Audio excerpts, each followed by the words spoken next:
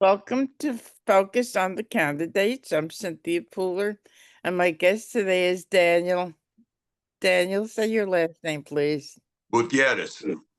And Daniel won the special election in Arizona 7, and he's running on the Republican ticket. So, Daniel, did you expect to win? Yeah, I did. Oh, good. How many candidates did you defeat on the Republican side? Two. Oh, good, good, good, good. But you ran before. You ran in the 2024 cycle, right? Correct. So before that, were you ever involved in politics? Nope. So what made you decide to put your foot in the water?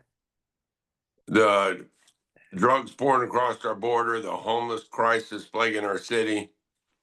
There was just a need for a leader to step up because we haven't had a leader here in southern Arizona in decades.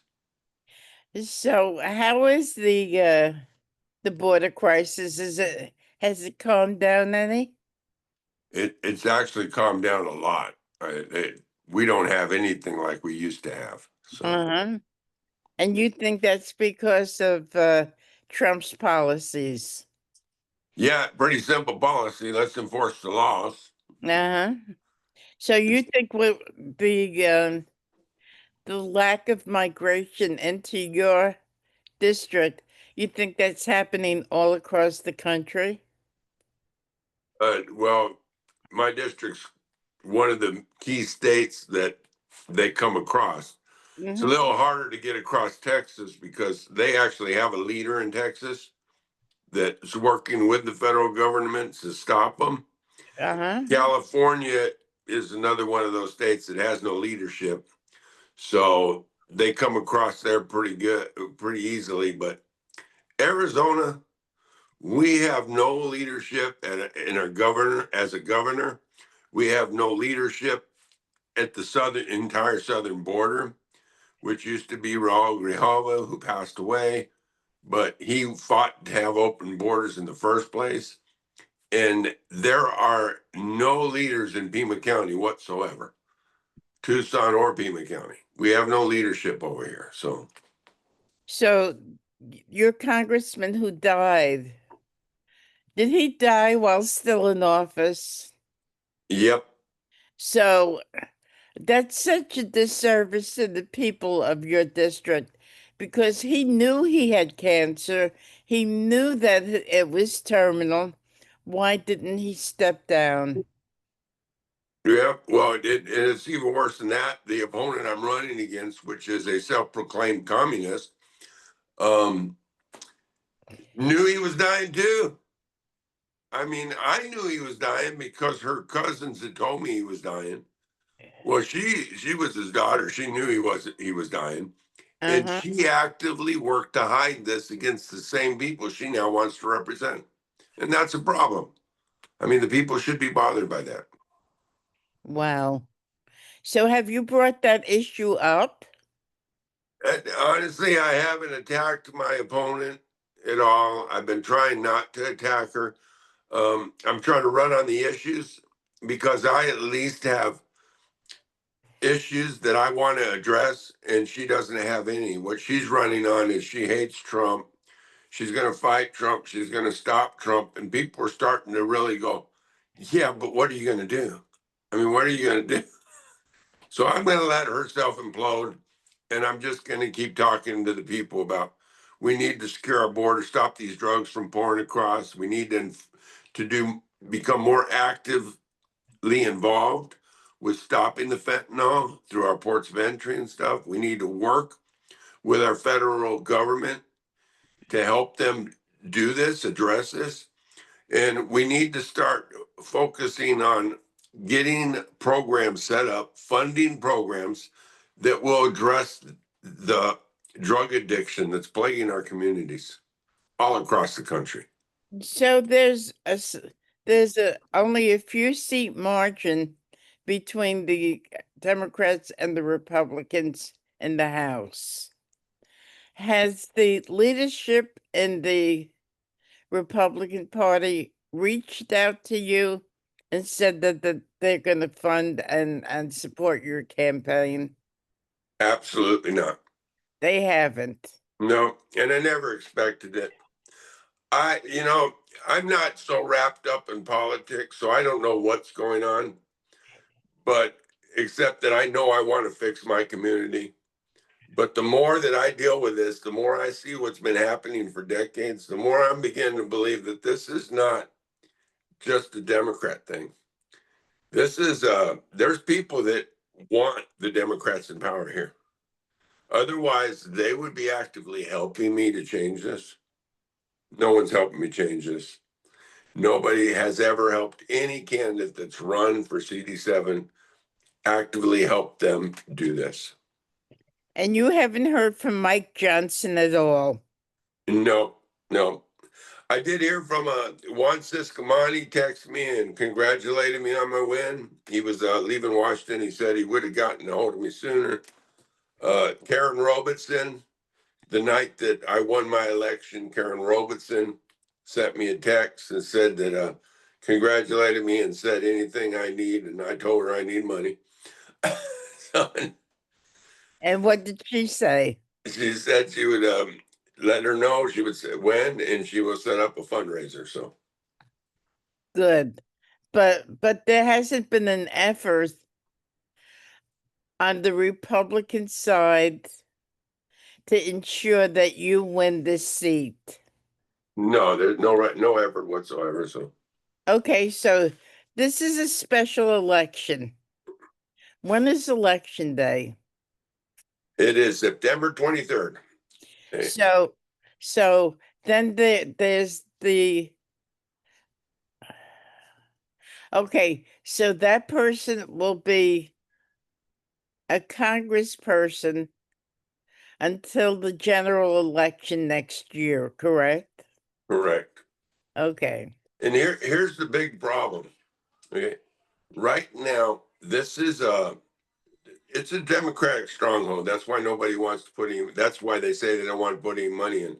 Well, they will never work to changing this if they don't start getting actively involved in changing this. And Mhm. that's where I have a problem. I mean, you people never get involved and try and help change this. You just leave it. And if we get active in working to change this, we'll change it. But if we don't do anything, we won't. And that's why I'm wondering what's going on. Why are they okay with leaving this the way it is? And that being said, if the Democrat wins, okay, they'll be in office for 22 years. It'll be Grijalva's daughter, who I'm running against, and she will sit in office till the day she dies. And they will never remove her because the Democrats will never have a primary. So it will always be her. 120,000 Democrats didn't turn out and vote in their primary, and that is amazing because there were three big name Democrats that were on the tickets. They spent over $2 million. They had 4,500 door knockers out knocking on doors, making sure everyone knew there was a special election, how important it was for them to win this. Mhm. They ran commercials all day long, back to back, about why they were the best ones. So everybody knew there was a special election. Unlike the Republican Party, who didn't do anything. So nobody knew there was a special election. So we had a very low turnout. Here's the thing, with all that money and all that door knocking and all them commercials, 120,000 Democrats stayed home. They didn't vote.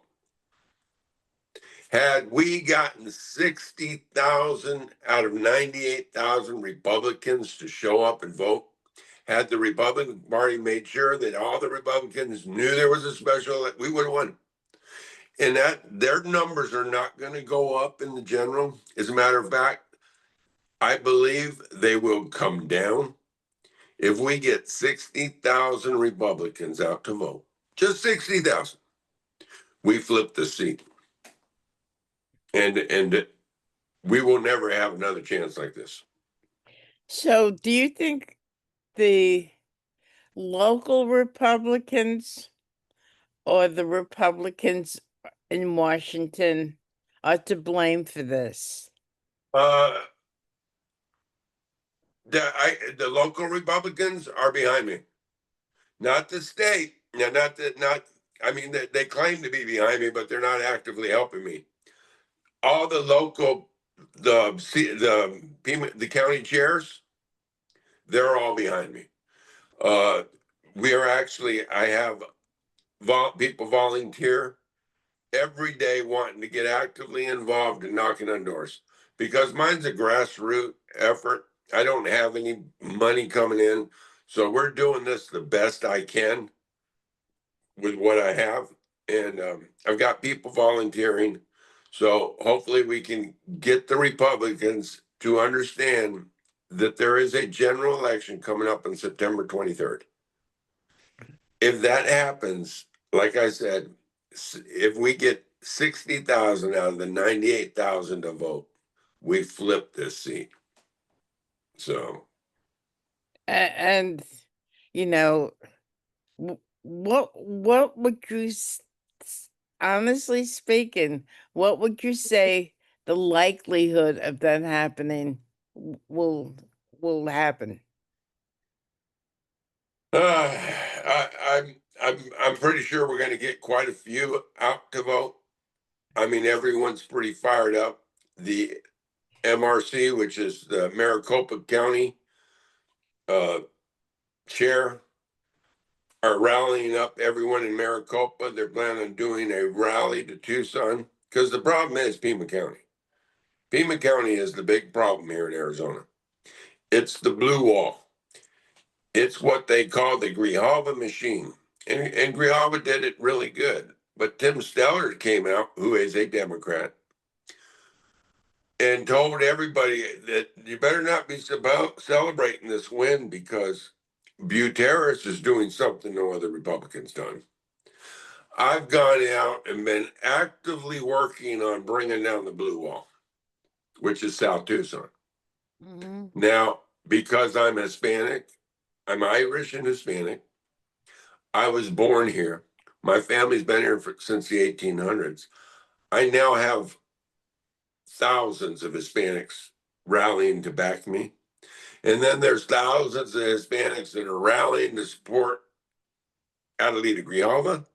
Mm-hmm. And some of my people are being called by her people to intimidate them and shame them into voting for Adelita. They've all said, nope, we're standing with Gutierrez. It's time for change. And so it's kind of up in the air. And for Tim Stellers to say the same thing, he said, I would not celebrate Adelita's victory, not by a long shot, because Buteris is changing the demographics in Pima County. We could win this. So even without any help. But it would be a lot easier and guarantee it if I had help. And there has been none forthcoming. No, no, just the local people rallying behind me. And Washington has not contacted you at all. No, no, not even to congratulate me. Wow. Because like I said a few minutes ago, there's only a few seat margin, and you would think that the Republicans would want to keep that margin. And Absolutely. and one way of keeping that margin is making sure that you win. Yep, absolutely. And a lot of people are really, really upset here in Southern Arizona because they've been working really hard and cannot believe that Washington has not come in to help us. And we're down to like 40 days left till the ballots drop. They're running out of time to help us. So we've kind of accepted that it's us and that's where we are. And I don't know what I'm going to do after this run because I'm tired.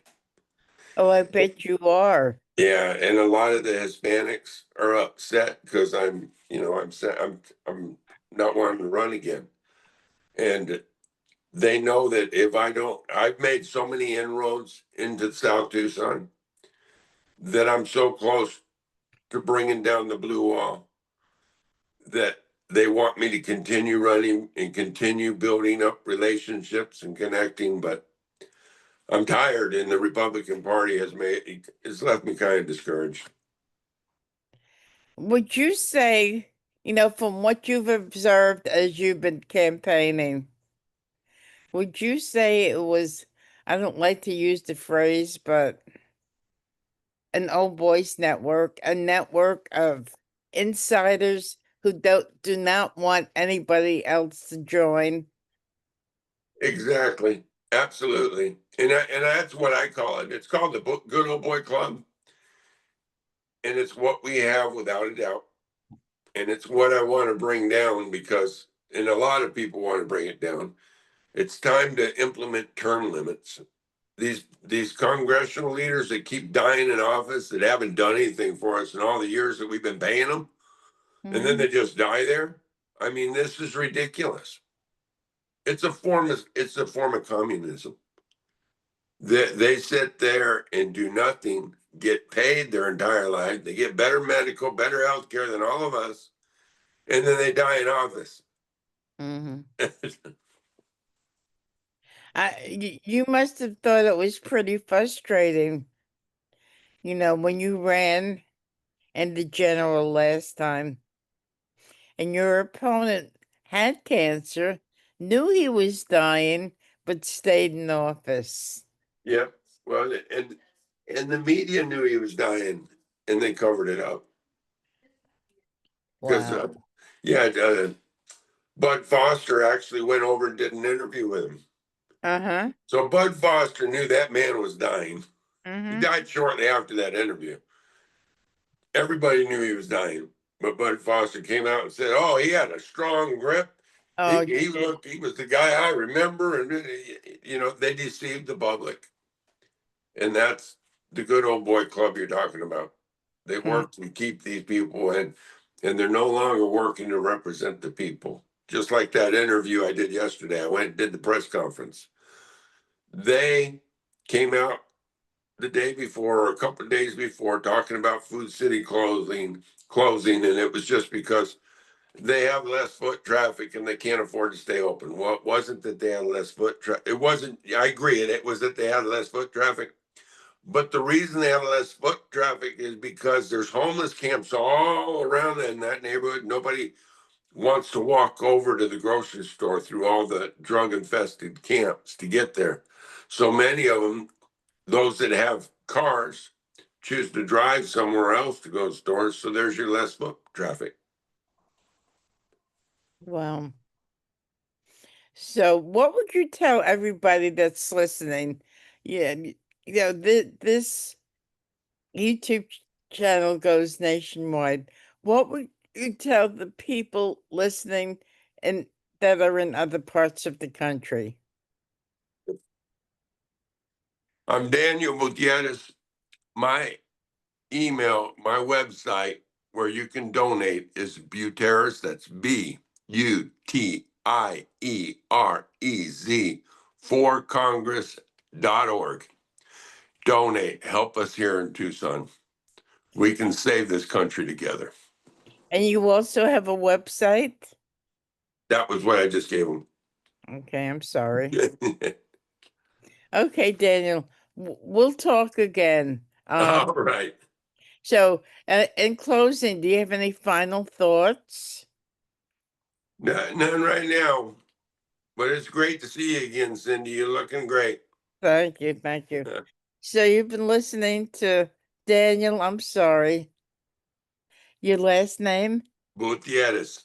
And I'm Cynthia Pooler. This is Focus on the Candidates. If you like this video, please subscribe to my YouTube channel. Daniel, thank you. And thank you, everybody, for listening. Have a great day.